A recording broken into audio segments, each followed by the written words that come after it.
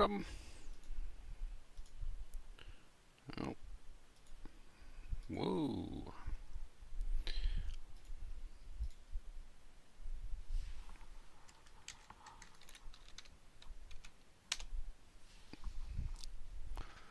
All right.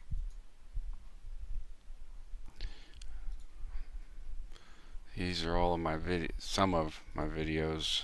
I've got these 86 videos, 18, 85, 26,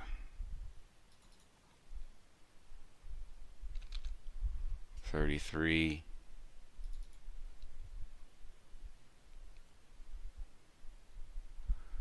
and 44. Add that all together, I don't know how many.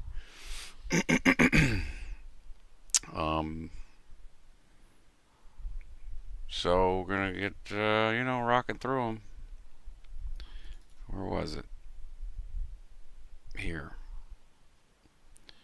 Okay. Main screen. Mental health facilities versus Scientology, part 1. Hello, Sandy. Welcome.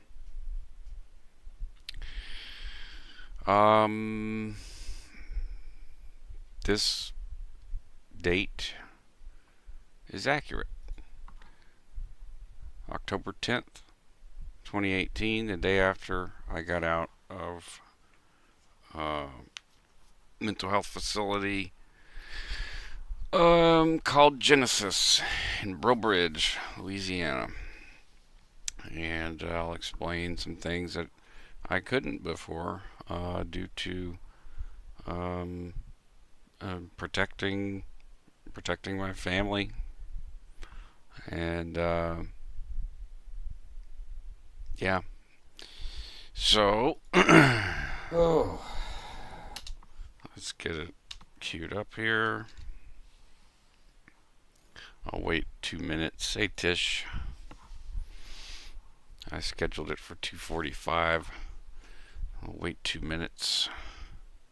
We'll do Xenu. Haha. Indeed. So this is I just watched it before I went live. I have some idea, and there's definitely some things that I couldn't talk about then that I can talk about now. So that is what I will be doing.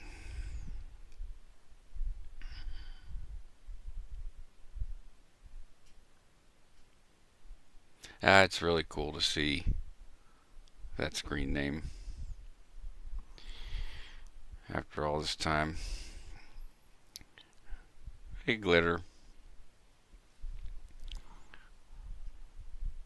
I'm gonna start in about a minute. There's so many of these things that well, I'll show you. So this is one folder that I've separated. Has 44 items in it, but there's multiple folders of all of my videos that I backed up. I've been going through the folder that I labeled Working Through Scientology Concepts. And eventually I'll get through all of this, I suppose. This one is about mental health facilities versus Scientology. In 2018 I got committed for a code 10, homicidal ideation. I was picked up at the therapist's office because I had done something that I realized I needed to go talk to a therapist about, because it's not normal. I mean, it's no normal, but this was a potentially life-altering series of events that was maybe gonna happen. And my therapist, uh, she had to legally report it. And it's a funny story a little bit if you have a kind of a twisted sense of humor. Um, hey, Mock. Um, she had asked me some questions. I told her the answers. And she said, "Oh, I got to go to the bathroom real quick." And I was like, "Okay." Um, and within about 2 to 3 minutes, I realized, wait a minute. She went to the bathroom right before. She either got something going on or she's calling based on the conversation we were having and the situation, because I'd called her. It was a therapist from out of town. I called her, left a message, told her my situation, what was going on. She agreed to immediately see me without any insurance for free, and said we'd work that out later. This was the second or third time I'd went and seen her. I'd driven my mother's car to get there. This was 2018. I was living in this studio that you see uh, on my friend Dale's property, and we were building. We were in the process of building this studio. So we also had uh, a public event that we were doing, providing sound for. It was a presentation of um, Sleepy Hollow, a Halloween presentation with some of the acting classes, drama school students from different schools acting out Sleepy Hollow, and needed a sound engineer and designer and lighting guy. And so, since I was uh, living in the studio, not doing anything, recovering um, from the divorce, the cancer, and some domestic stuff that I'll get into in the video, um, I had the most available free time to do this. But getting institutionalized and committed kind of made that a little more difficult. But it still happened. Um, they gave me 5 minutes of phone time a day, and I would call the producer of the show. everyone in the Everyone in the mental ward thought I was crazy because oh yeah, you're producing some show, okay, yeah, and you're using your phone time to talk about all the logistics of it. There were some people who believed me and some people who didn't. But at at this time, I'm talking about differences between, or I'm trying to at least, differences between the way Scientology handles people and the way uh, public and private mental health facilities handle people. And I hope the observations are good, are useful. I feel like the mental health facilities around the country need vast improvements.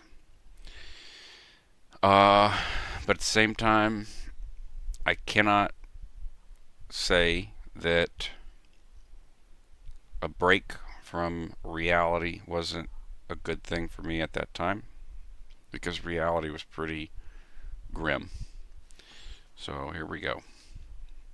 Let me know if there's sound issues. It should actually be plenty loud. I listened to the last video and I felt like I was blowing y'all's ears out. I can't believe y'all didn't say turn it down. What's up? So, yesterday I got out of a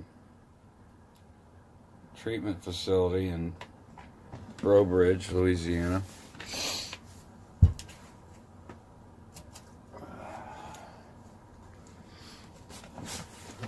I was committed by my therapist,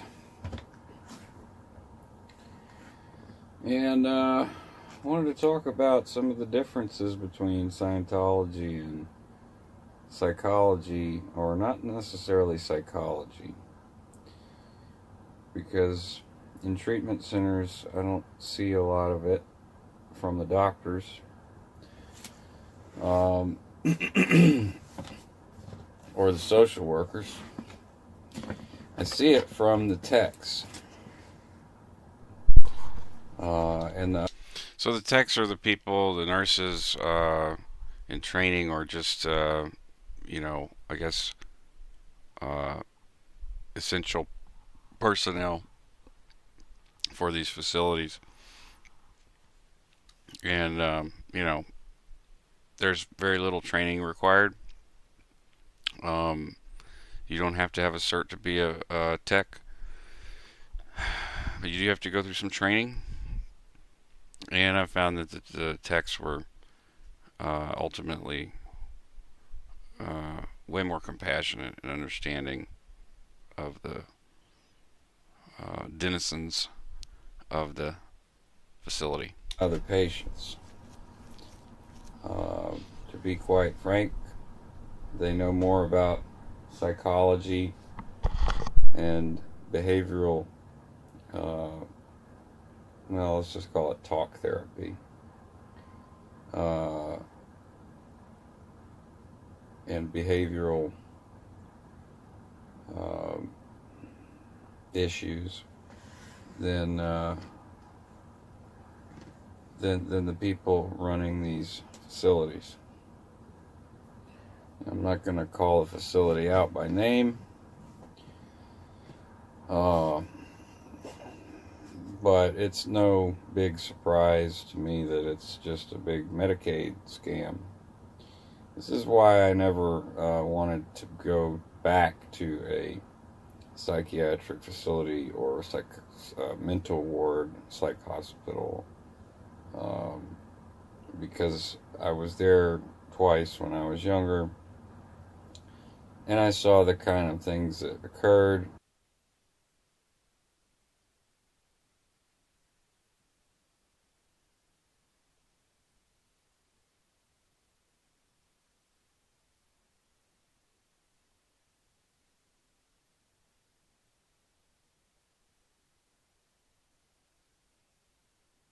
I gotta have the mic. So, speaking about my previous institutionalizations, I committed myself when I was a teenager, age 12 or 13 maybe, to a hospital called Charter Hospitals. It was a mental health facility for teenagers. I roomed with a guy who had grown up in, the audio. I got it, Blues. I think I got it. When I play the video, I try to move my mic up so that there's no feedback loop going on. Should be fixed now, yeah. Anyways, when I was a teenager, I roomed with a kid who grew up in these facilities, from a child to a teenager. He had really never been outside, played with kids. He had some deformities, and he was constantly trying to kill himself all the time. This was my first exposure to like someone just so dedicated to ending his life. And there would be moments of happiness, like there were things that he liked, certain foods in the facility,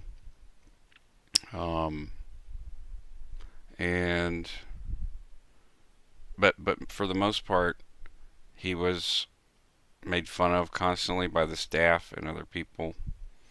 And um, I remember thinking, what the hell did I get myself into? This dude's trying to hang himself, like just casually, with his shoestrings, um, and banging his head against the window, random times throughout the day. There was a girl in that facility in charter. This would have been 93, 94 maybe. Or maybe 95, because Travis came to visit me there. I remember that. And there was a girl who I made friends with who had burned her trailer down, burned her family's trailer down. And she told me the reason why. Um, and it was because sexual abuse. And this was like my first experience. Unfortunately, it wasn't my last experience where I've talked to somebody who was in a mental health facility who didn't belong there. In fact, they needed someone to intervene with the sex abuse that was going on. This girl was being sexually abused by her father and or her stepfather. I can't remember, but it was the father figure in the home, and she burned the house down, burned it, trailer, burned it to the ground. She was in a lot of trouble. She was not the person that any of the staff said I should be making friends with. What's up, Poe? I really want to talk to you, man. We should set that up. Let's have a conversation. Uh, I love talking to anyone who's worked in emergency services, um, because there's a lot of uh, common ground, and then there's some stuff that you experience that other types of traumatic environments, being in traumatic environments constantly experience. And I like to compare that. I've done that with a lot of my friends who served in Afghanistan, and to some of them it's been really shocking. They're like, wow, Scientology, well, thank you for serving, and welcome back, dude. Glad you're back. Um, a lot of my family served. I never served. Travis and I spoke about serving and how it would have been a better option than Scientology, but in a way, Scientology, as I was just about to make the point that there's so many similarities that I've found with my friends who served. There was like, were we in the same damn thing? There's just a lot of things that are oddly similar, and you know, uh, we could talk about some of these things in private and have and just visit. But yeah, okay. Doug's got your email address. Perfect. Hi, saddling up. Uh, welcome. I don't recognize the name, but welcome. So yeah, this was my first. That was my first experience. My second experience was after I got divorced from my parents in 1997. Um, on my birthday, I left the home legally, and I was bouncing around, and my mother became very distraught, and I understand as a parent. She did not know where I was. Um, Sandy, that's amazing. Uh, and he made it home, yeah. Um, so my mother didn't know where I was. I wasn't telling anyone where I was. I was simply trying to get out of the, the situation I was in. It was bad. So, and it was bad enough to where the school counselor had my papers ready to go. Called my mom in for what do they call those, conference, and um, no, her father did not. No one died in the fire, Sandy. She was a teenager, and you know, when she lit the fire, it was during the day, and some neighbors saw her doing it, and so they called the cops and all that. Um, yeah, mock. There's so much to discuss about that, and some of the methods and means of, uh, you know, call it programming. Um, but staying on track, the second time I was institutionalized or committed, my mother pulled some strings with the local police, and in particular, private investigator who we knew in the family. My family, on that side, very uh, connected, had been in the government, local government, not big government or anything that I know of. DA's office, sheriff's department, police department, banking, and real estate. So those are kind of like key power positions. And, most of the time people would just say, hey, I need a ticket fixed. Call Papa Parity and he'd get the ticket fixed. Um, but my mother had used this favor or whatever she did to uh, sort of skirt around the minor issue, me being a minor. Um, and they just straight up ignored the fact that I had just signed and she had just signed my divorce papers, so to speak. And so they overlooked that. They came and arrested me at my place of work, employment, Pizza Hut, and it was very humiliating. And they brought me straight to what they called 10 Tower, and I had to sign a general release form. And I didn't know my patient's rights at the time. So it's another period where I met someone that forever changed my view of mental health. And no, there's no doubt that when I got into Scientology, the things that they talk about mental health, um, this was an agreement statement. I'm like, yes, I've seen this. There was a 6-year-old girl at 10 Tower, and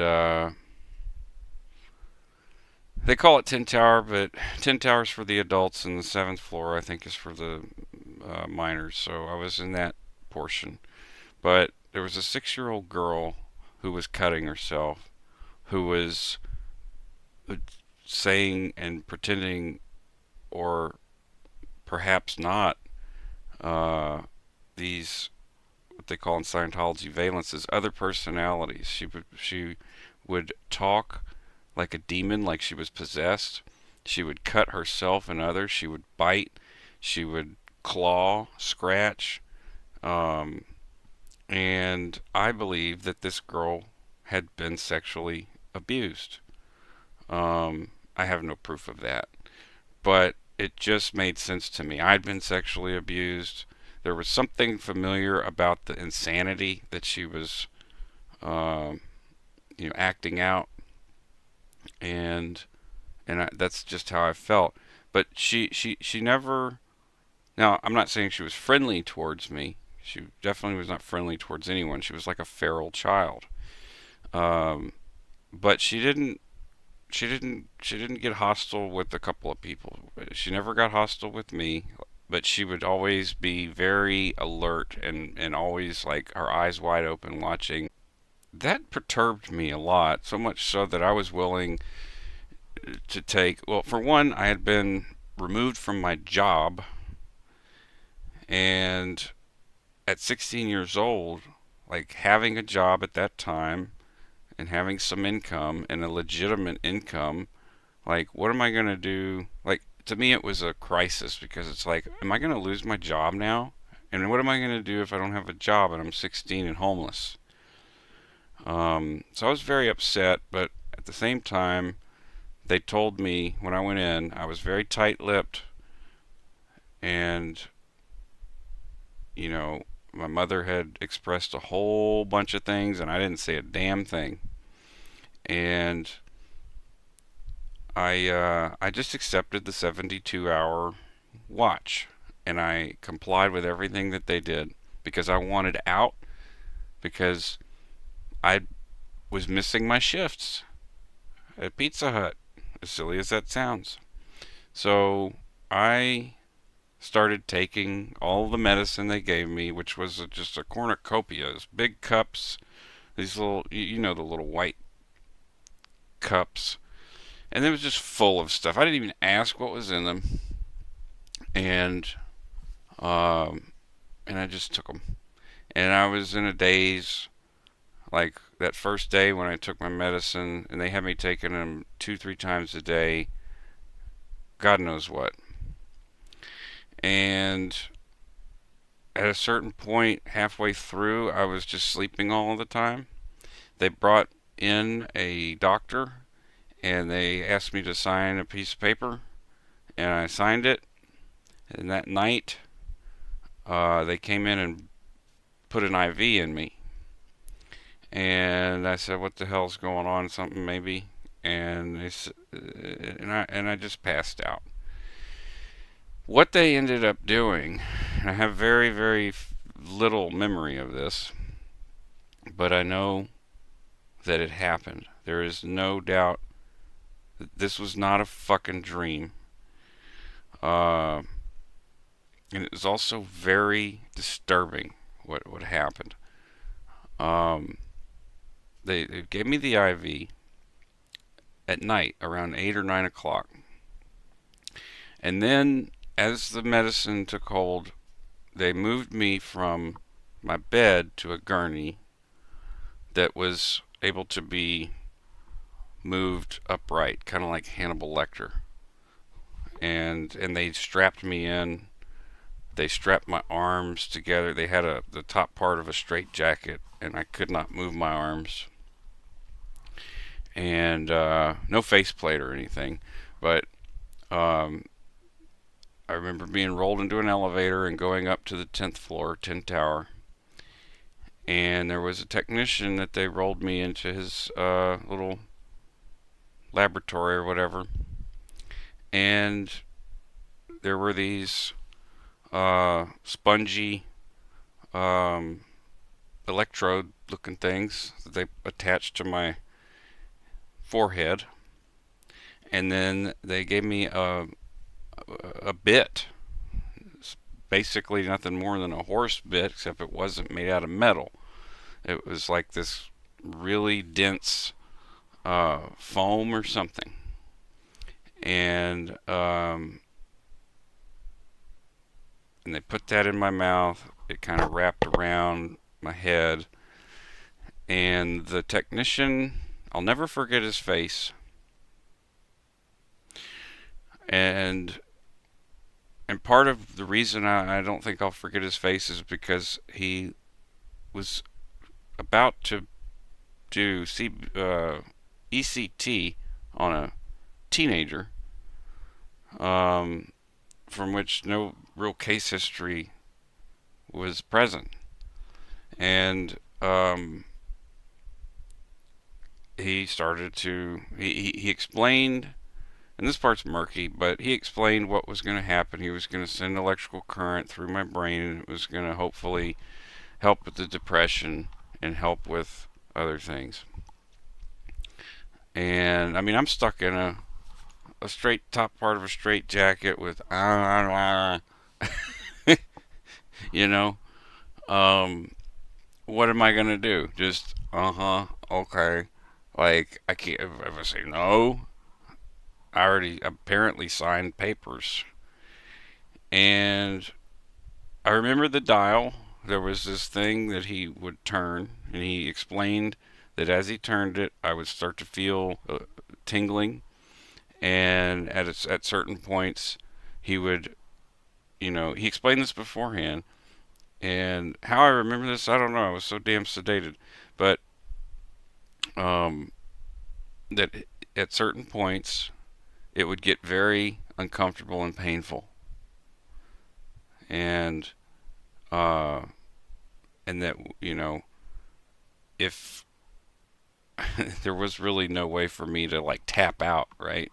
So he assured me that he would only let it go the minimum, like every time he would reach a maximum voltage, he said, whenever I hit that spot, I'm only gonna leave it there for the minimum amount of time. Uh, and I was like, okay, whatever. And then he told me, "Are you ready to start?" And I'm just like, well, I mean, I don't know why they ask for consent. Hi, Mandy. Um, because I've already signed consent, so I just remember the guy feeling really expressing a lot of like I don't know, remorse, immediate remorse. Um, and maybe 20, 30 minutes I've spent up there with that guy, and probably three or four serious, like, shocks to the brain. And, but again, he was true to his word. It was like, as soon as it got to a point to where it was like, you're frying my brain, he shut it off. And, afterwards, I remember feeling so fucking tired from the meds and being shocked but I do remember feeling different. It did something. I don't know what. Um, and that was probably 48 hours into my second institutionalization. So I had 24 hours left, and I basically slept all that time. I continued to take the medicine. I didn't want to be stuck there for longer than 72 hours. I had a job. I was, emancipated finally. To me, this was like, okay, one final thing to get through so that I could have my freedom. And it was, my mother came to pick me up to bring me back to my house, my apartment that I was renting, and someone else had come too. But that part is the only thing I remember is walking through the halls and feeling like blank. I don't know how else to describe it. There was some kind of relief, but I think it was more like just destroyed brain cells. So those were my only two experiences up to this point in 2018 when I got committed, and they were not pleasant. And I saw people in there that, it's from my experience, most of the people, I'd say 50% minimum, maybe, probably more, and it depends on where, but at least 50% of the people in mental wards, from my experience, only my experience, they were not the ones that needed to be there. It was the people around them that were abusing them and inducing this behavior in people. And it bothers me to this day how many people are locked away in state wards or mental wards that are not the aggressors, or not of danger to society in any way, shape, or form. They're the kindest, most sweetest, loving people I've ever met. And it's the people around them that commit them. So that's my experience that I didn't talk about in this video in as much detail. Let's continue. And the lack of humanity that exists. Oh, and on the sinus issue, I've smoked for a long time, and 20-something years, and I have this right here in my face. It's like some kind of sinus plug slowly coming out. It'll probably take a long time to come out.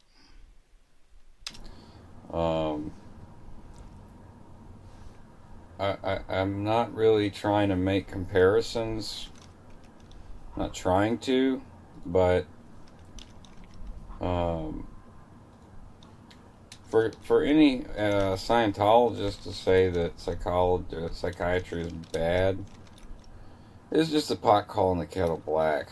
You know, as a patient, you have rights, and as a human being, you have rights. Patients' rights are violated in a psychiatric facility. Human rights are violated in Scientology. So, simple thing that I, at that time, saw, observation was that a big difference between Scientology and mental health facilities is that patients' rights are violated in, as I said, in a mental health facility, and human rights are violated in Scientology. Luckily, I know most of my rights, and I didn't take any of the medication that they recommended, because I know from past experience, having taken the medication, that it doesn't work for me, and it makes me a sluggish, tired zombie. Okay, it's not that I didn't try. Damn it. What the hell did I do?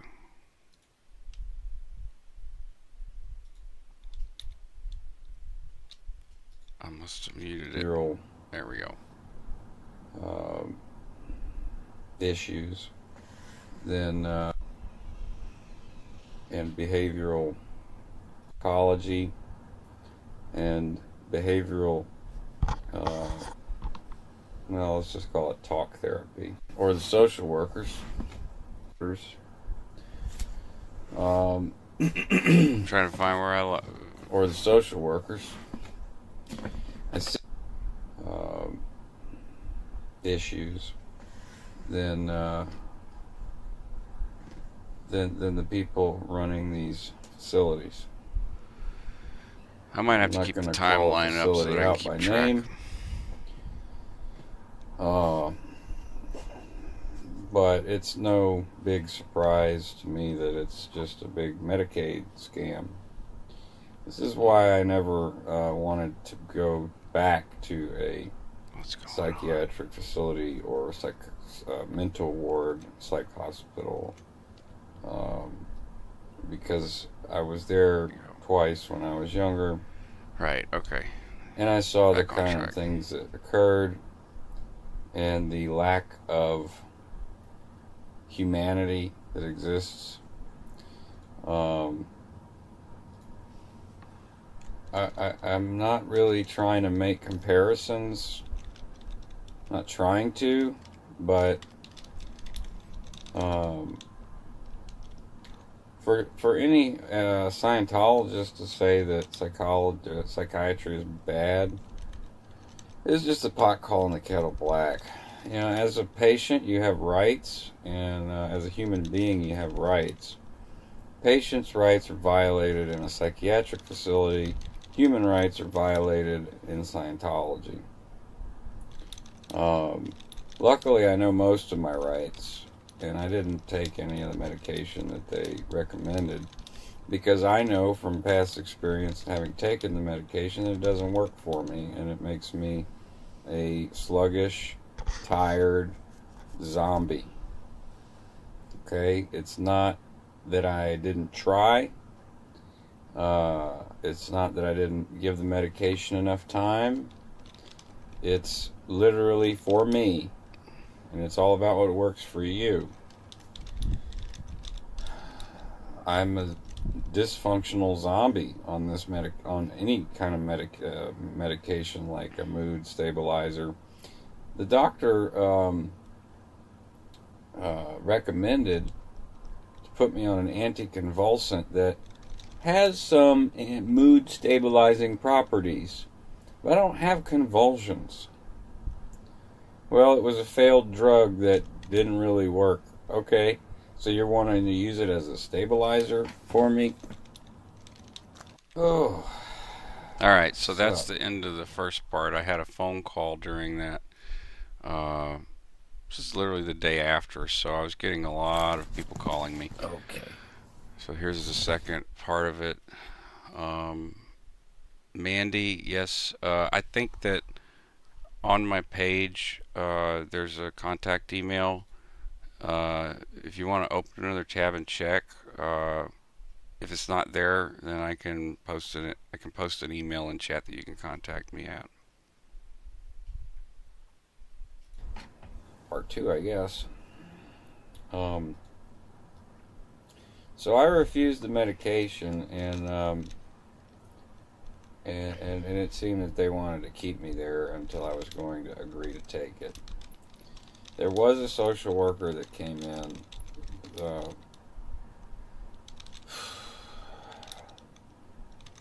who explained the rights of a patient, and I knew most of them. There were a few I didn't, but uh, I didn't. I figured out that in 1996, your general consent form that you have to sign, otherwise you can't. If you're committed, which I was when I was 15 or 16, you'll be sent to jail. So you have to sign the general consent form. But up until 96, they were allowed to use ECT on you, electroconvulsion shock therapy. And that did happen to me when I was a teenager at a hospital. And I did not consent to it. I signed the general consent form, but that was whenever I was taking medicine and trying to give it a chance and whatever. But I was so out of my sorts that I was just a zombie. I sleep all day. I can't imagine trying to function in the real world with that. No.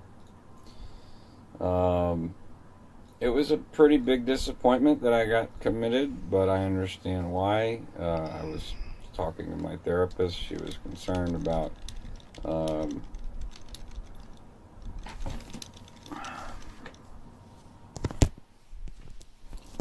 there are so many people trying to contact me since I got out yesterday. I can't keep up. So, Just a point of note here. I spent 8 months in this very dark, and that's about as much light as I could have in there. And most of the time, I didn't even have that light on. I spent a lot of time sitting quietly in this studio. Um, it was very transformational, I'll say. Um, to be able to, uh, and with the things that were going on concurrently in every aspect, I needed that darkness. It's like it's very similar to. I would compare it to a float tank or uh, a It's an acoustical chamber you can build. It's called a. Uh, I'll think of it in a moment. I've had several phone calls. That's why the split it into two videos. Um, Hopefully, just two. The reason I was committed was I. Um, some of it I can't talk about because it involves it's family related and it's involves minor children. So I just simply can't talk about it. But what I can talk about is cowboy and that there is. I mean, since it's family related, um, and cowboy is my stepfather. There's some things that have happened in the last 2 months that are very reminiscent of when I was growing up, um, and and I was simply not going to allow it to happen to someone else. And I made a statement very loud and clear, and was not kidding when I made this very very violent.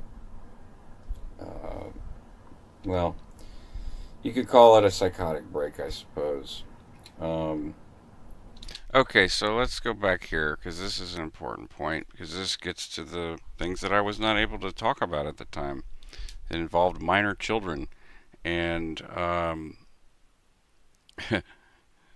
want to talk about stress and being honest and talking about things that were very sensitive to me at the time. My ex-wife accused me of beating and raping and molesting our children and beating and raping her and being a drug dealer and never having any money and all sorts of other crazy things.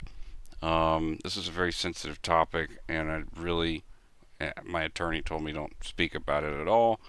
Um, and for the most part, I didn't, and especially with the issue with my nephew, which I will now discuss today. Not going to allow it to happen to someone else. All right, so let's go back here. It's family related. But what I can talk about. The reason I was committed was I. All right, so there's me trying to skirt around the issue. The reason I was committed in 2018 was because I made uh, I committed an aggravated assault against my stepfather, and I threatened his life. And I was very after that happened, I was very distraught, upset, scared, didn't know if he was going to report it. So I contacted a therapist, and she clearly heard uh, the tone of my voice and the message. She called me back, said, "Yes, I will take you. I don't care if you have insurance. Come in." And but preceding that, why did I commit an aggravated assault and threaten his life?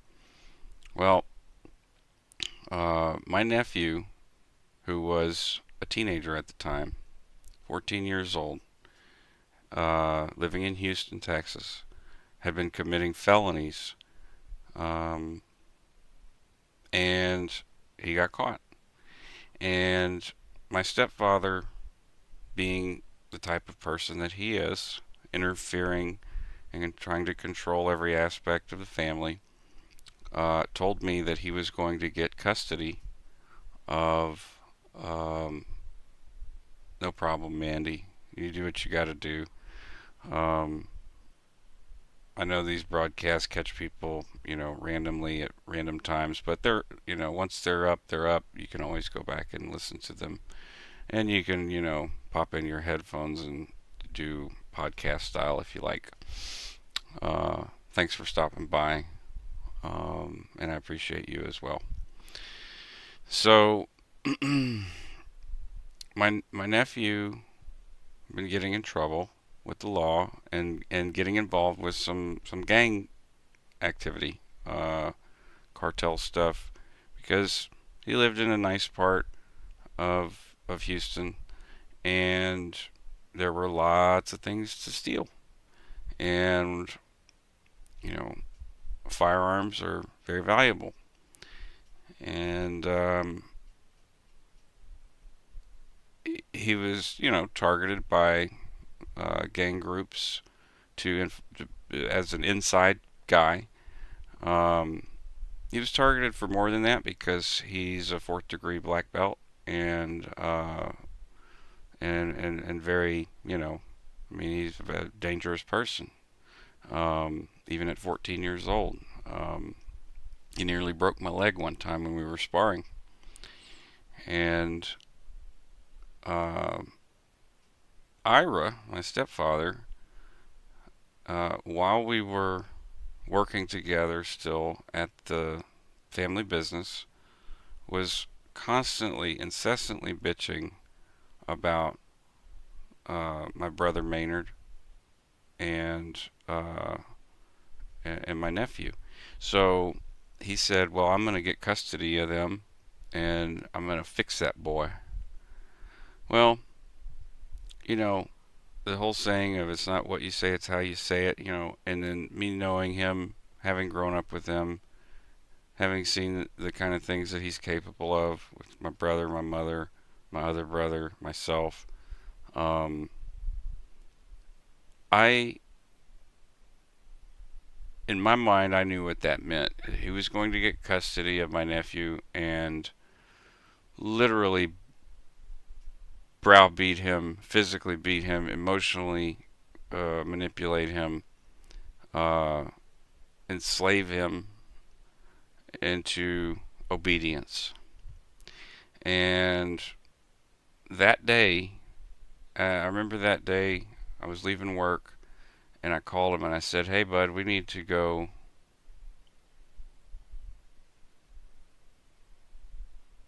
We don't air our dirty laundry is a well established precursor to children staying silent and not feeling safe to report it to anyone." Absolutely correct.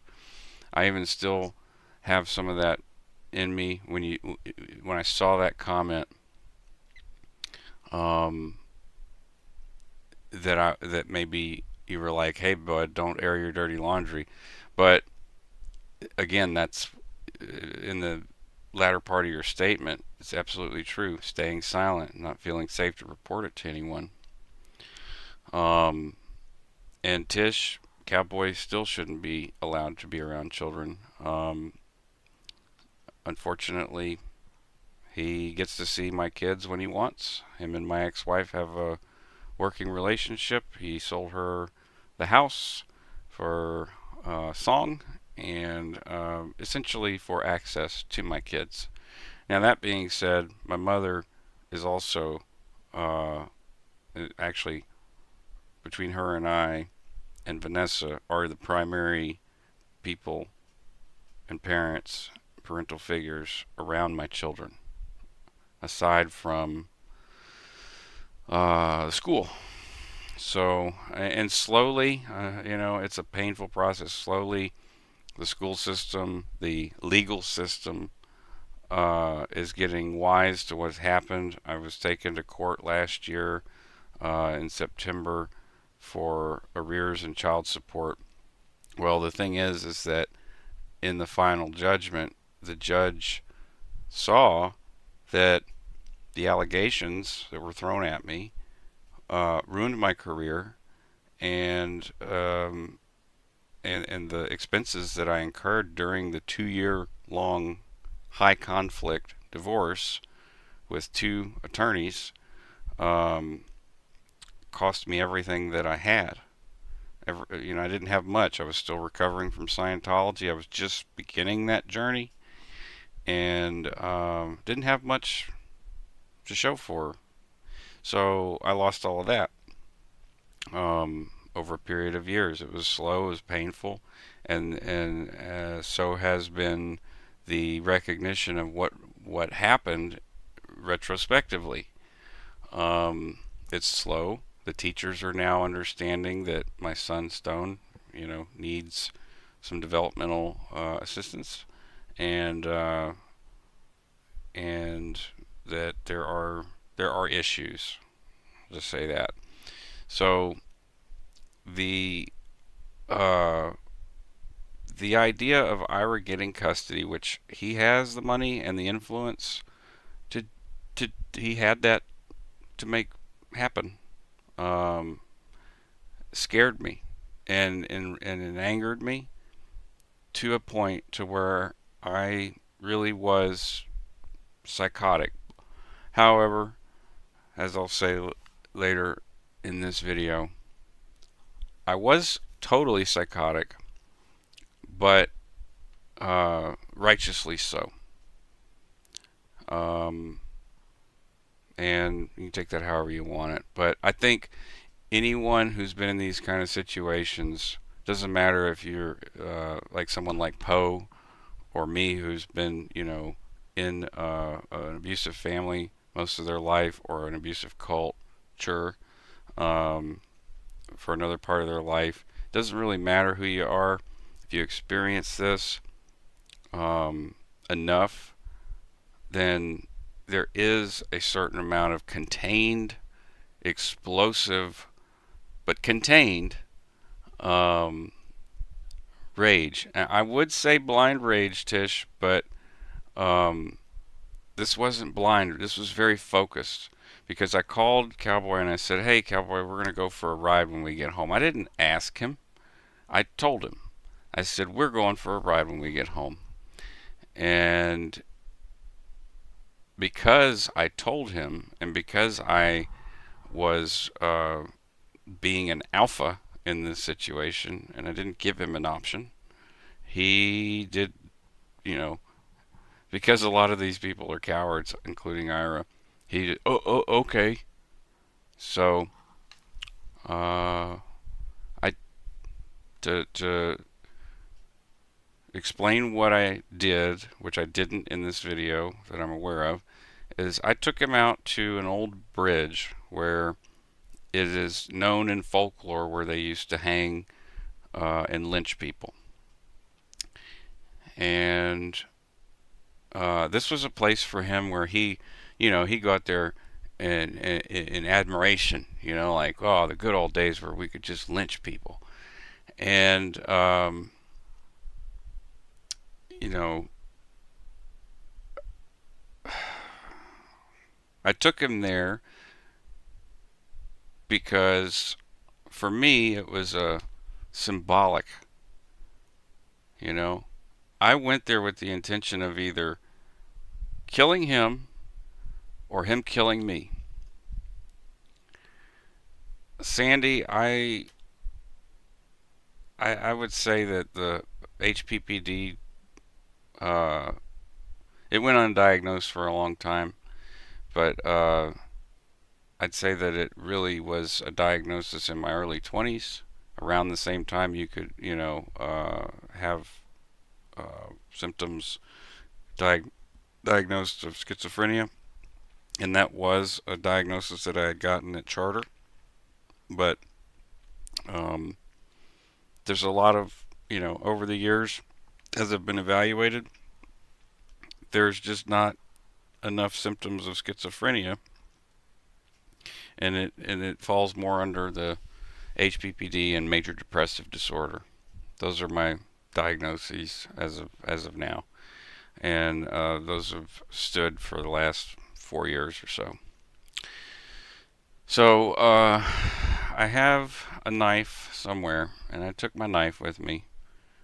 No need to make a lot of noise. Had plenty of guns around, but I told him to look at the. I brought him out there, and he said, "Well, what are we doing here?"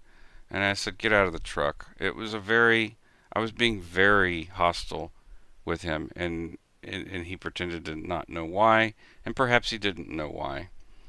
But I said, "Get out of the fucking truck," and I handed him my knife, and I stood in front of the bridge, uh, and I gave him the knife, and I looked at the water, I just watched the water going down towards the Gulf. And I said, "You better kill me. You better kill me right now. Just fucking do it. Stop being a pussy. Stop being a coward. And do what you wanted to do to Travis. Do what you wanted to do to Mother. Do what you wanted to do to me. Do what you wanted to do to my father. Don't be a fucking coward. If this is how you feel and this is what you think you should do, then god damn it, do it." And Mock, you nailed it. Because as soon as he became aware and fearful and knowing that I was not, that I was committed, I was willing to die for my nephew. Uh, he became such a scared person. So, what is this all about? I don't understand. Where's this coming from? Where's all this coming from? I laid into him about his nickname, Cowboy. I asked other people in the family, why is he called Cowboy?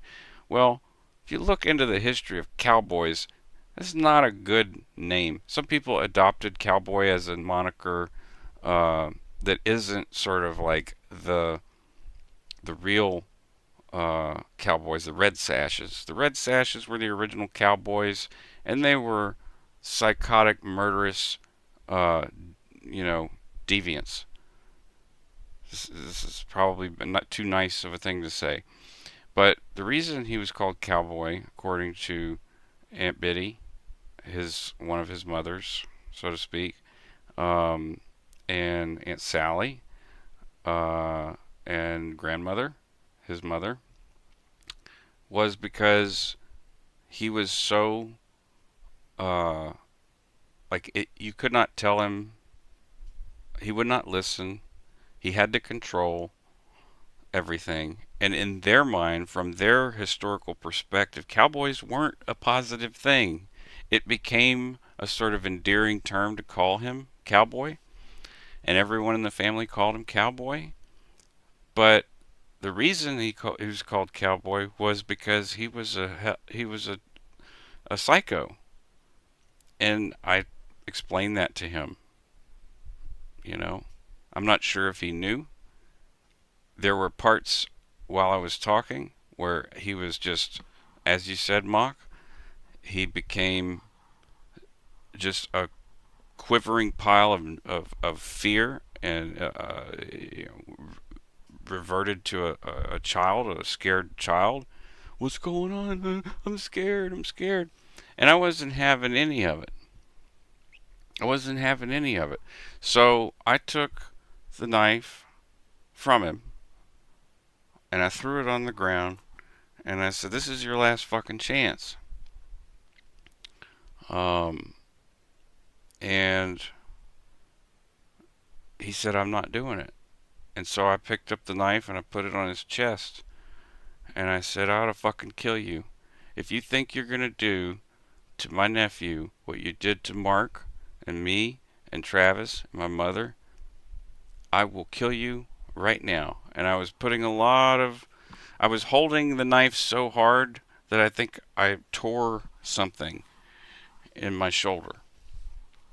And, because in that moment, I realized that if I was gonna kill this man, I would have to apply a lot of pressure to penetrate through the sternum and through the ribs with this little knife. And it wasn't a sharp knife, it was just a very pointed knife.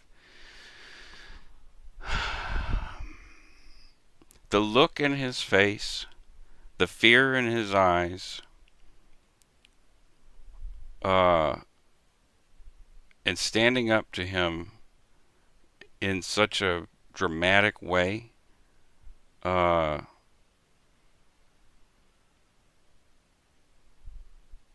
it I won't say that it changed him significantly. things changed. I know that I did from that moment. And I said, "Do we have an understanding?" And he said yes. And uh, we drove back home. My mother was visibly shook because she did not know. All I told her was I'm taking Cowboy for a ride, and she knew I was upset. There had been lots of things leading up to it. She had been a huge part of helping my nephew, and so had I. We were trying to help this kid out of a path of certain destruction, and with the drugs that he was using as well. Um, you know, there was my mother and I feel, listened when no one else was. So, anyways, this is how I ended up in the facility. I told my therapist about all this, and she started asking me questions like, "Well, is he still? Is he following you? Is he showing up and invading your space?" And the answer to that question was yes. But um, after that uh, incident at the river or the bridge, I wasn't worried about anything escalating past that point. I had realized that, wow, I almost just killed somebody, and that would have separated me from my children for a very long time. Um, and she didn't, well, either she didn't believe me or she was just acting in her legal capacity. She had to report it. She had to get me into a facility to prevent a potential SIHI, murder, suicide, or homicide. Um, Block buddy. Snapping when child abuse is found is understandable. Maybe should be legal as long as you recover from snap. I've been on pervert alert since my first child. Overdrive with daughter. Let me tell you, yeah, totally. Because if you, whether you've experienced or not, if you have the awareness of it and you know how it can be anybody, and in my case, the person who abused me was very, very close to the family, still is, and you know, what do I do about it? Could I go put a bullet in him? Probably. You know, would I go to jail? Absolutely. Is he still doing it? I don't think so. I think he stopped a long time ago. I confronted him about it when I got back from California, and he was absolutely shocked that I remembered anything. And he denied it. He says, just like all the others, or many others, "Oh, I don't remember that. I don't know what you're talking about. I don't remember that. I used to drink a lot, or I don't remember." Um, and so I just gave him the, yeah, whatever you say. I know and you know what happened, and I want you to know that I didn't fucking forget. So, um, that that's how I mean, I confronted him in 2007, 2008, something like that. And yeah, anyways. Um, some of it I can't talk about because it involves it's family related, and it's involves minor children. So I just simply can't talk about it. But what I can talk about is Cowboy, and that there is. I mean, since it's family related, um, and Cowboy is my stepfather. There's some things that have happened in the last 2 months that are very reminiscent of when I was growing up, um, and and I was simply not going to allow it to happen to someone else. and I made a statement very loud and clear, and was not kidding when I made this very, very violent, uh, well, you could call it a psychotic break, I suppose. Um, but I felt completely in control of what I was doing. Maybe that's why the therapist felt it was necessary um, to commit me. And again, like Poe and other people who have who've had any experience, or anyone in emergency services, like my brother Mark, who experienced this not only in their personal life but in their professional life over and over and over and over again. I I don't want to put words in anyone's mouth, but it feels to me, it seems to me, like when you're confronted with those situations that are absolutely will enrage you, but you're still able to maintain your cool, your calm, and wait for your moment. If I mean, for me, there's always the thoughts of like what I want to do to this person, but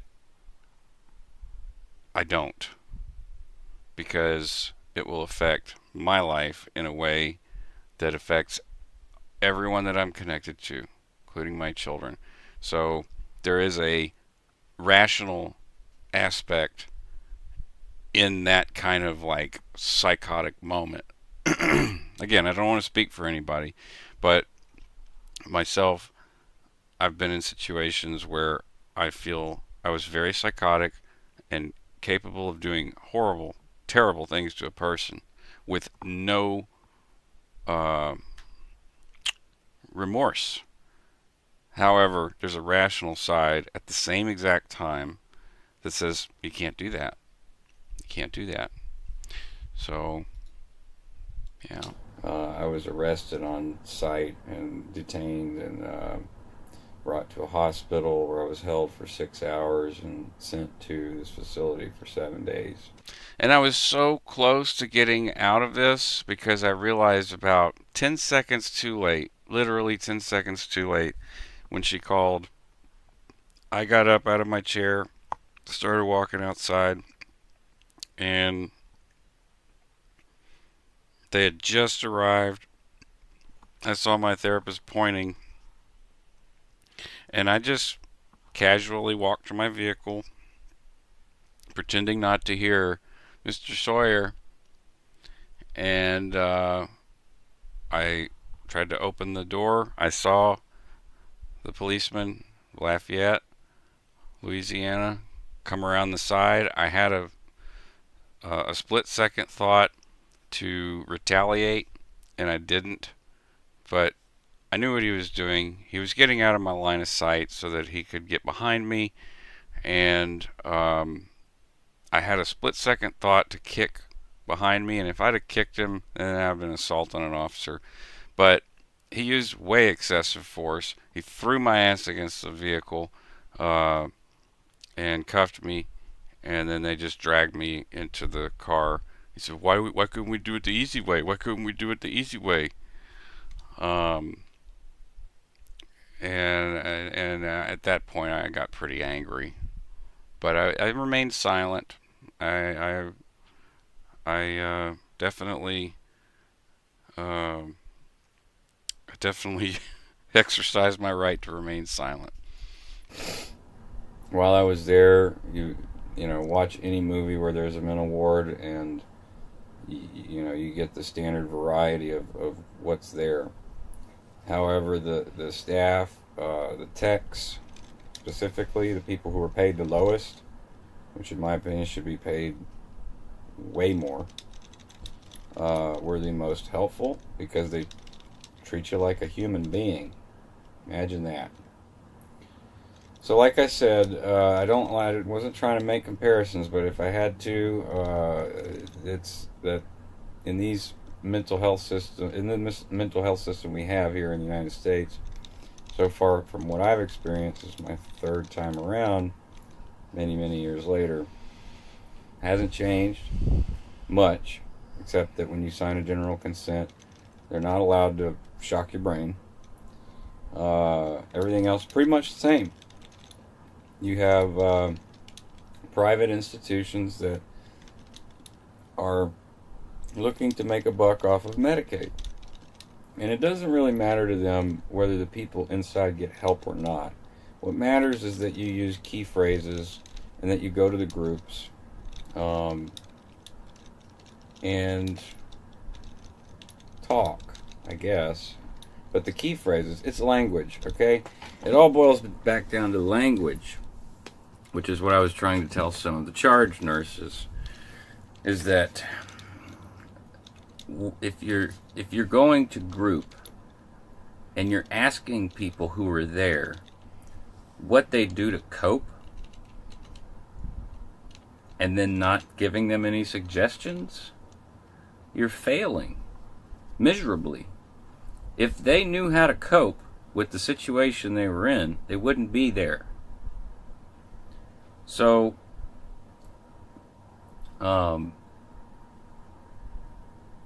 I shared that. I shared how I cope, how I have coped throughout the years through sublimation.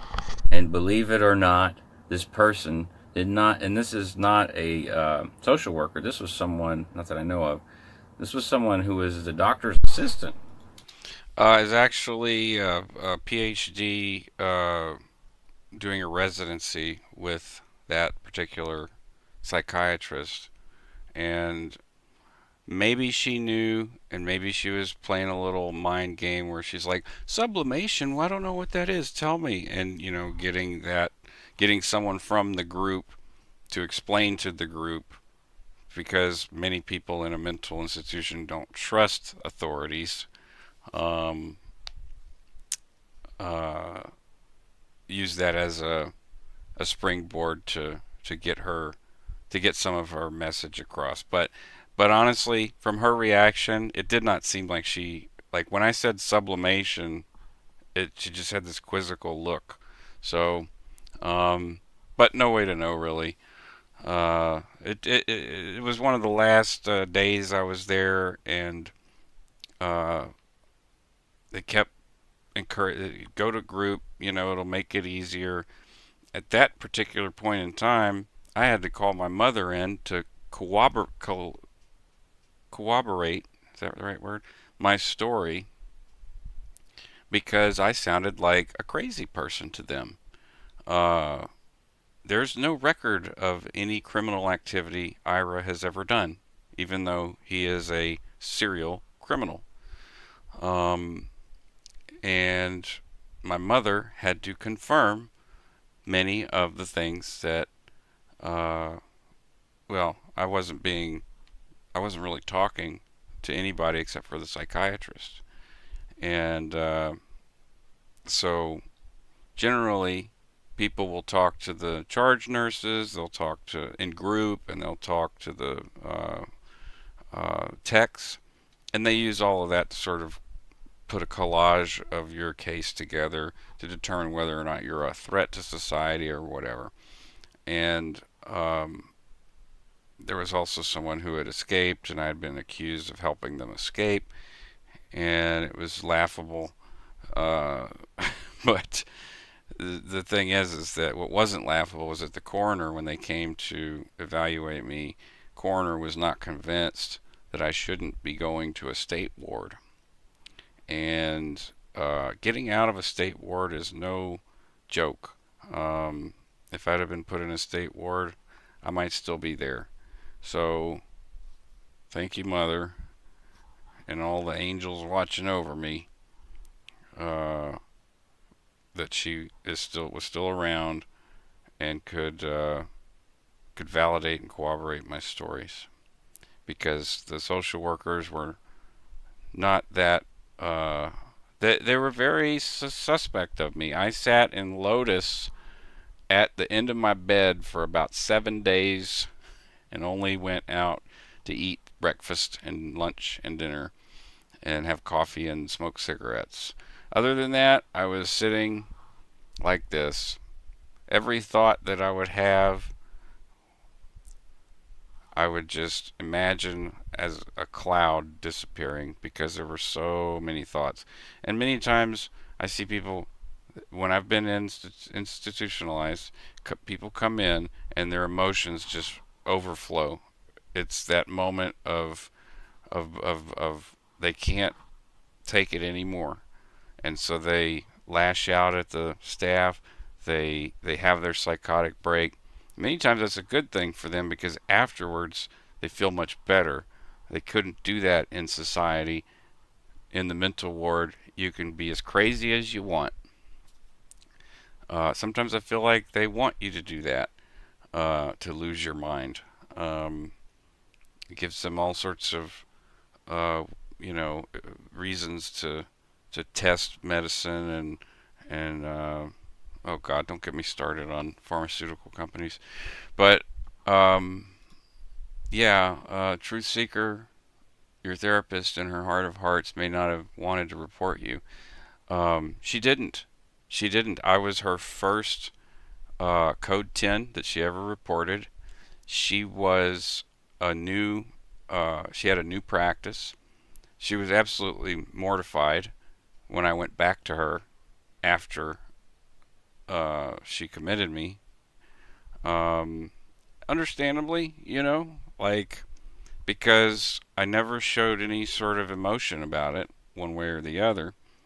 And yeah, legally she's a mandatory reporter, regardless of her inner feelings. So um, you're right about that. And I continued to see her for several years after that, and she grew a practice. It became a very successful practice until it didn't. And whenever she had to close her practice down, she referred me to an amazing therapist that I still have now, and and I'm very lucky because it's hard to find a good therapist, especially down here in the South. I never talked to Steve Hassan. I've never read his book. I don't, I've read a lot of the Margaret Singer stuff. A lot of the, it's just, you know, it's a heavy caseload for any therapist, in my opinion, and not just mine. They tell me that themselves. Angie, the one who committed me, told me that it was a miracle that I survived past 30. That usually people with my conditions and stuff, CPTSD, which is I don't think I'm not diagnosed with that, but I mean, I think everybody has PTSD, especially nowadays with the internet. Um, that I hadn't completed my suicide plan. So like statistically, uh, I should have been I should have already completed my plan to kill myself. Someone supposedly very qualified did not know what sublimation was in regards to coping. So, now to her credit, when I started to talk about it, the entire focus of the group was centered on me and my explanation of what sublimation is, how to positively sublimate, how to negatively sublimate, and how to use your thoughts, how to not control your thoughts, but how to think or not think, how to let things go, how to meditate, how to pray, stuff like that. Stuff some people already knew, but I was just giving examples of sublimation, which she did not know what it was. After that, I think they wanted to keep me for a few more days, but at the same time, they didn't want me there because, I'll be honest, there were some, not all, but there were some people there that I actually did help. I had no, I didn't resist. The day that I got detained, I was very upset and didn't want to be there, which is understandable. That's a normal feeling.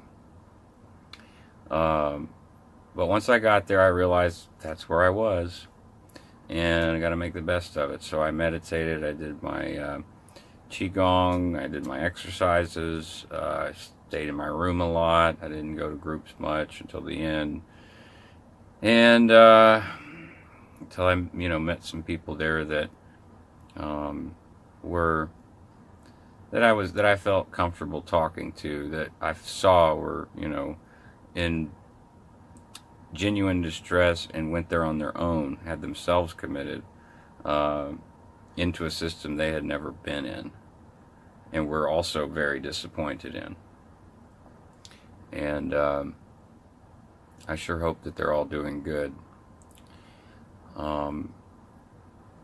There's a video I'm going to make specifically for one of the techs, and it's a video about stretching, and I'm not going to say her name, but it's a type of flower. So if you any of the techs that subscribe to the channel are watching, please show the only woman that I know there that has the name of a flower this video. She's going to try and have a child, and anyone that is a viewer that prays, then please pray for her successful pregnancy.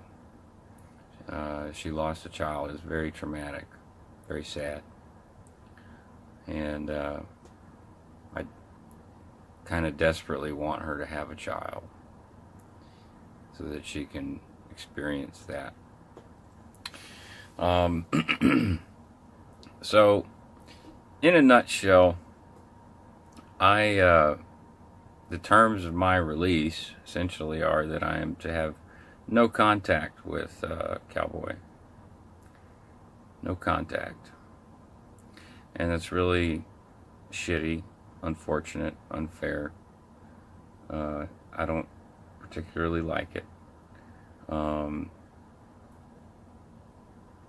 But it's gotten to a point where it's just, there's no other option.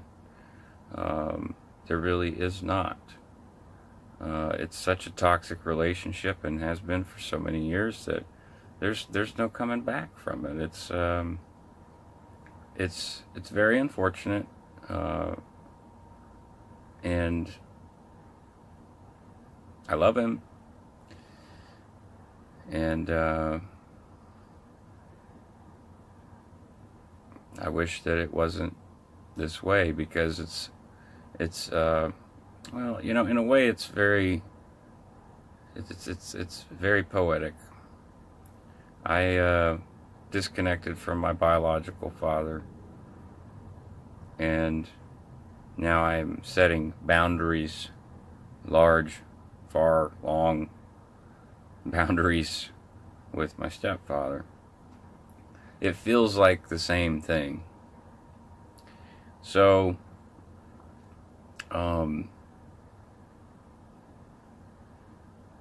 except in this instance, it feels actually healthier. So I can't say much good about our mental health system. I really can't. It was a real test. It was a free 7-day meditation for me, which was very good for me. That wasn't really the I wouldn't attribute that to the mental health system. Many people go in there and lose their mind. We had someone escape the facility while we were there, and I think there was one takedown. But if you need help and you go talk to a therapist, remember this, folks. Those who speak are not wise, and those who are wise do not speak. That is not an absolute. What that means to me is there are things you should keep to yourself. And I'm not good at that, clearly. But It's hard for me to. I'm a bad liar. So, uh, when I talk to my therapist, I tend to tell her the truth. It's like I did my attorney. My attorney actually commented and said, "You're too honest. That's going to hurt you." I don't really care. That is what my dad, my biological father, instilled into me, or tried to, for many, many years, through his own example. By example, he told me the truth. He told me the truth. There were things I didn't want to know, or the things that would potentially hurt me emotionally, but he never pulled any punches with the truth. And I feel like that is a virtuous thing, and a way to live, by telling the truth. So, any of you guys who were concerned or worried about what's been going on, disappeared, that's what happened. I went to therapy, got committed. I'm going back to the therapist. Hopefully, she won't commit me again. I am not suicidal. I am not even homicidal. I don't want to hurt anybody. But there are times when any person can snap. And I had snapped. It just happened a couple weeks prior to my session. And I had told my therapist about it. We had gotten caught up on some stuff, and I told her about it. And she had to do an evaluation. And that's where it led, was to being committed. So, that's the disclaimer. I'm not suicidal or homicidal. In fact, I was trying to explain to her how I got through the suicidal ideation, and how I do that on I wouldn't say a regular basis, but when it happens, I find a way out through sublimation. And yeah.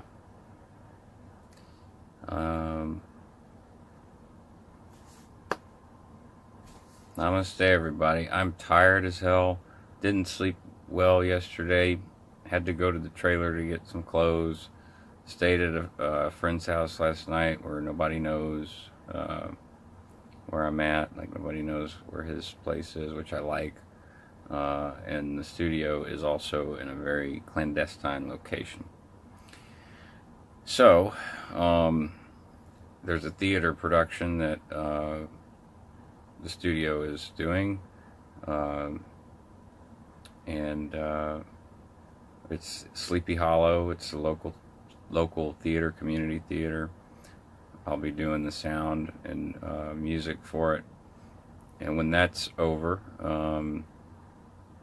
I'll be commuting bi-weekly from New Orleans back here to the studios and to Beaumont. Been doing a lot of traveling, and if you guys like the streams where I play and in the studio we're recording, think of it as me being on the street. If you can throw me a couple of bucks, that'd be just as good as passing me on the street and throwing $1 in my hat. I could really use it right now, and I am rebuilding, so to speak. So things are on track with the studio. It's just I want enough content to be able to launch the studio and the channel with enough so that we have breathing room, just like a network does. They'll backlog content and then launch, and then they have stuff to fall back on and continually release. So that's the preparation process. Can take as little as 6 months or a year, depending on your crew. My crew is very good, but you know, life, you know, life is life. You got to do other things, you know.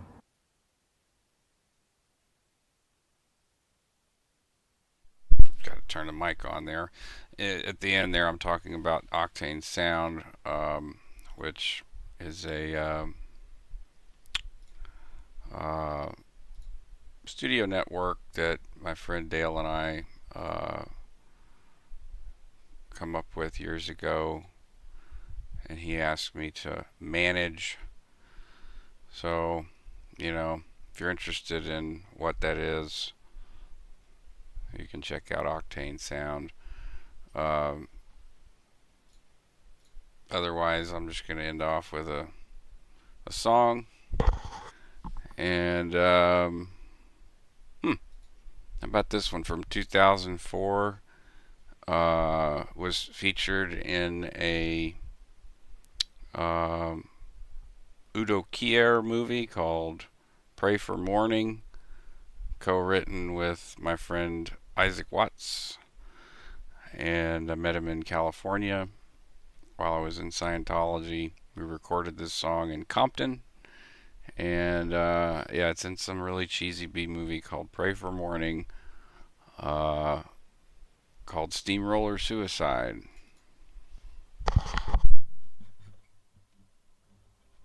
Semi bitch.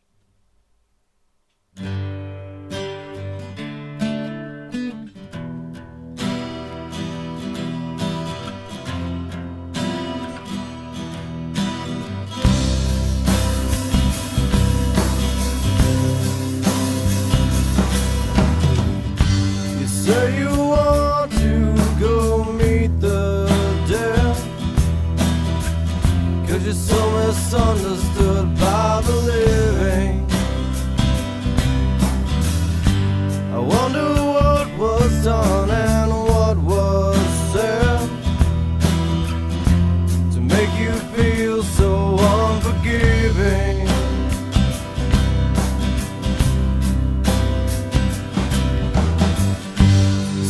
Steamroller suicide.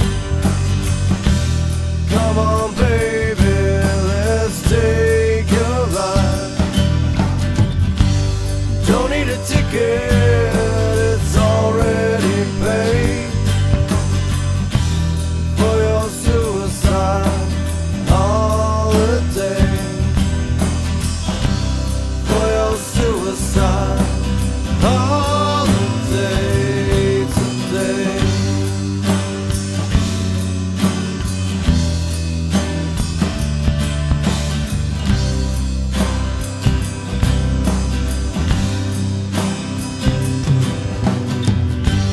Dirty nails and your makeup smeared. You say that life and hell's awaiting. Well, I've been down this road before, and it's not as bad as you are saying.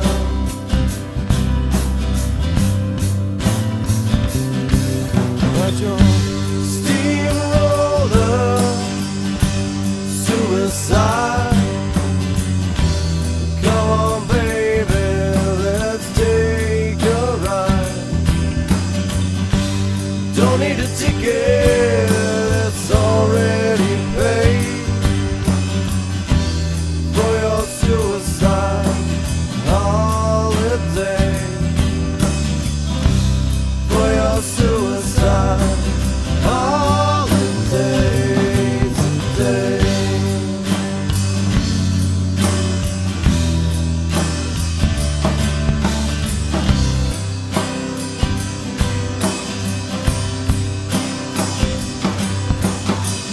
Get this devil off your back, get your life back on track. If you decide to go, then I will know that your steamroller hasn't far to go. Get this devil off your back, get your life back on track. If you decide to go, then I will know that your steamroller hasn't far to go. Steamroller, suicide. Come on, baby, let's take a ride. Don't need a ticket, it's already paid for your suicide holiday. For your suicide holiday. Steamroller, suicide. Come on, baby, let's take a ride. Don't need a ticket, it's already paid for your suicide holiday. For your suicide holiday today.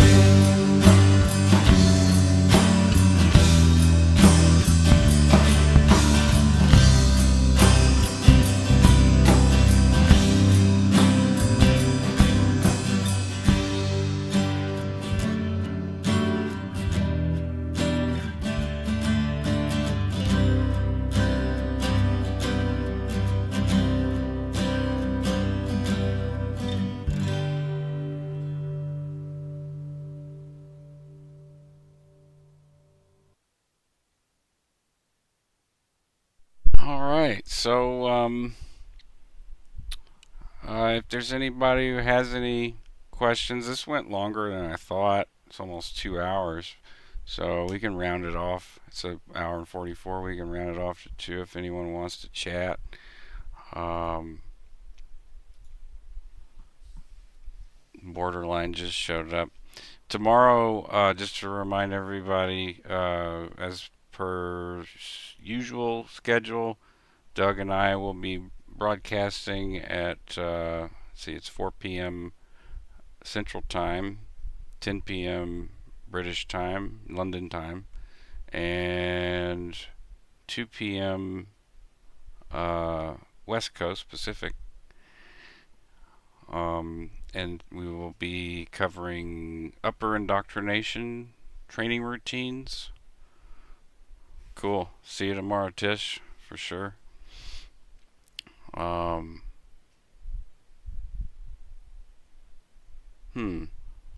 I feel like I kind of want to play another song. I have plenty, so it's not like I can't do that.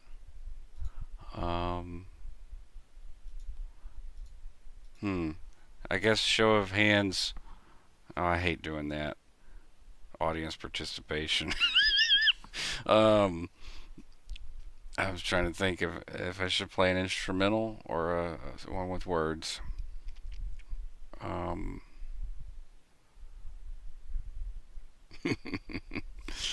What do you want to hear, Trav? I don't know. Got some old stuff. All right, we'll do. This is a jazz tune that's got programmed drums. I hope to one day record this with Travis. It's called "Dreams Don't Come True," and it's a jazz piece, instrumental. It does not have a home yet, so. Oh, another Nano Machines. Ooh, I don't know if I have that handy right off the top. I'd have to do a search, but I'll do a search for you, my man. Let's go under all music, and we'll look for what, self-sabotage? I don't know. Self-sabotage.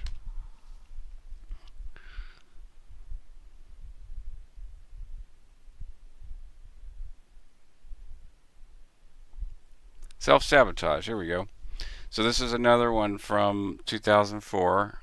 Travis, myself, and Isaac Watts, Loa Alabak, and Mario Reyes produced in Compton, 2004. This is hard rock. All right. And fuck it, I'll play another one after that. I can't find Dirty Dog, Travis's. Don't know where it is.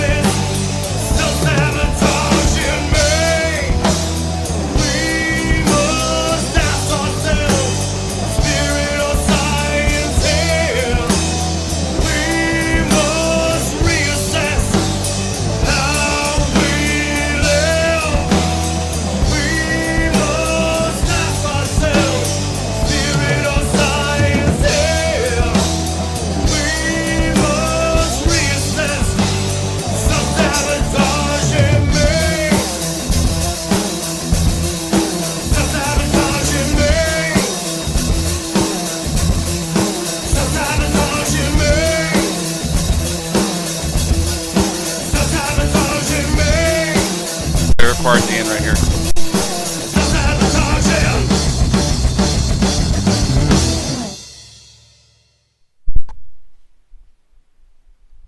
Woo! That ending. I love that ending.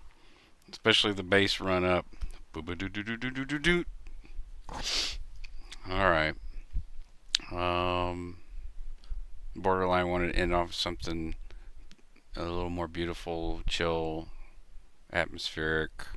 I don't actually remember what song you would be referring to from the last one, but you were talking about yeah, I know which one you're talking about. You're talking about Revelation.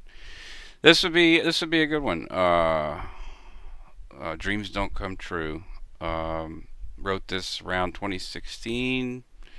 Never got professionally recorded, but I have material for at least 4 records, and that's not including instrumental records. That's just like albums. And Travis and I finished one of those in 2021, released in 2022. So we've got a lot of work to go, and we definitely need support for it. So if you do like it, consider in the future I may be jingling a change bucket in front of y'all. Making records isn't super expensive for me, but it's not super cheap either. But I do have some homeboy hookups here in New Orleans, which is great. And people who really feel like my friend Rick and Travis's can vouch for that. That Rick really actually does feel that this music needs to be produced. It's just a matter of making it happen. So this one is called "Dreams Don't Come True."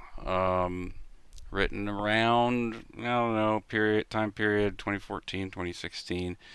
It's just me, and I program the drums, and the drums are probably the weakest link, but it's got some cool things going on, and